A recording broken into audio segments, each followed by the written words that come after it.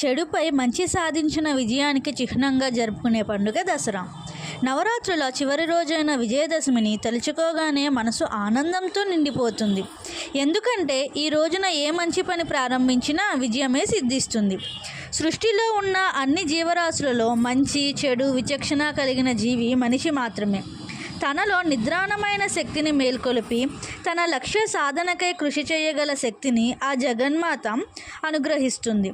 విశ్వంలో అన్ని ప్రాణులలో నిక్షిప్తమైన శక్తి సమయానుగుణంగా, అంటే ప్రాణశక్తి, ఇచ్ఛాశక్తి, జ్ఞానశక్తి, ఆత్మశక్తి, చైతన్య శక్తి, ఇలా జగన్మాత ఆరాధనతో మనలోని శక్తిని జాగృతం చేయడమే అమ్మ అనుగ్రహం.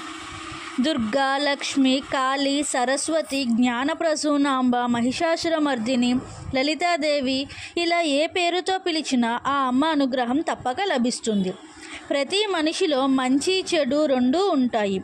ఆ జగన్మాత దయతో మనలోని చెడుని తీసివేసి మనలోని చైతన్యాన్ని మంచివైపు నడిపిద్దాం. ఆ జగన్మాత అనుగ్రహంతో మనలోని నిద్రాణ శక్తిని మేల్కొల్పుదాం.